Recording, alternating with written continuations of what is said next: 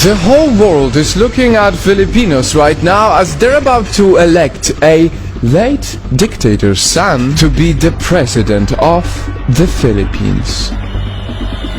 In other countries, this is what you'll see.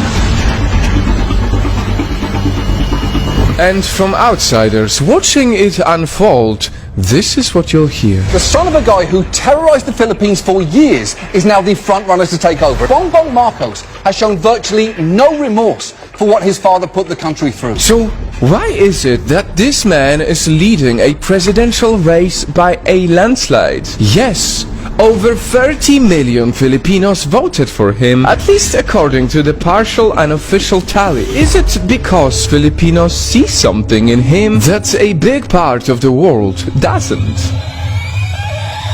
Nightfall. This is a special video that will spotlight, not my opinion, but the voice of Filipinos for the Filipinos. And if you're watching this election unfold from a different part of the world, stick around because you might get your answer. Ladies and gentlemen, this is what they said when we asked, what are your hopes and fears for the next president of the Philippines?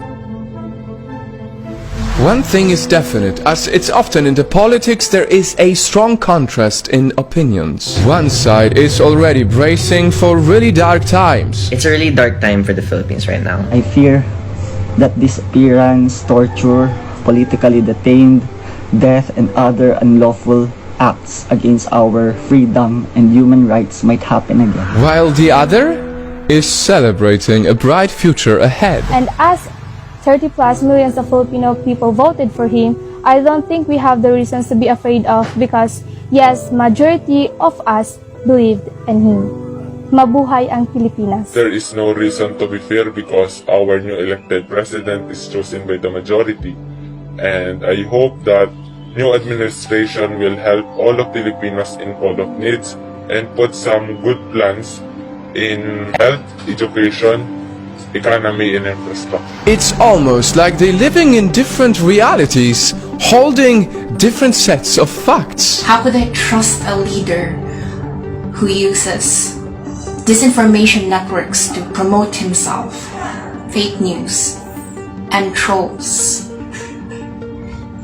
How could I support a leader who never liked attending debates, never liked being criticized? There are no fears, as it is the beginning of new era, a new place for Filipino to arise from prostration and hope. And maybe that is why Marcos Jr.'s call for unity during his campaign has resonated with a lot of people who are simply tired with the so-called toxic division.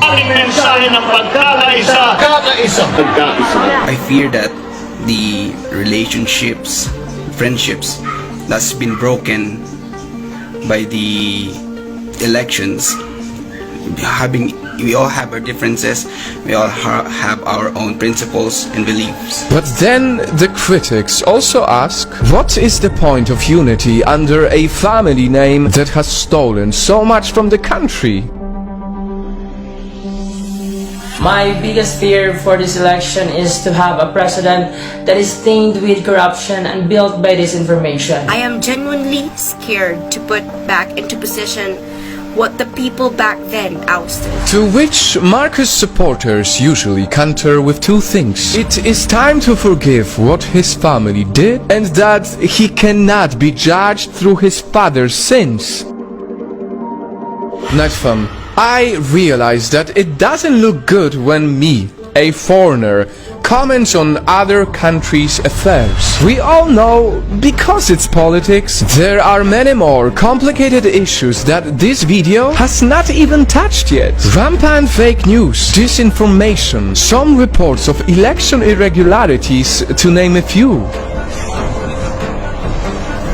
But if you ask me, how I feel for the country that has become such a big part of my mission, here is what I know to be true. I know that Filipinos deserve so much from their government. I know that the poor and the underrepresented demand a public servant who truly cares about their needs in jobs, health, and education. And I know that every voter only wants best for their nation.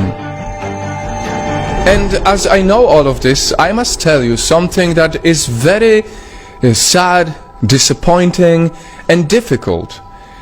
I have been contacted by many people from the Philippines, and I can see how many are so afraid to even voice their opinions.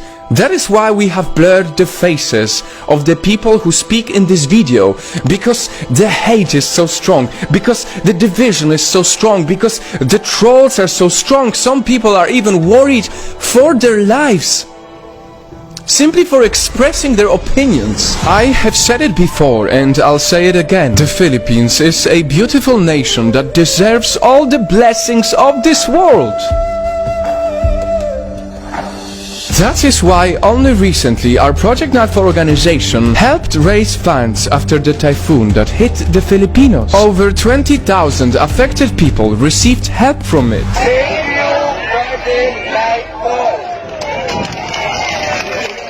In that moment, in these big numbers, we saw a beautiful unity, and we hope that this type of unity will prevail no matter what, so that when the next elections happen, no one is scared for their lives in expressing their opinions about the future of their country.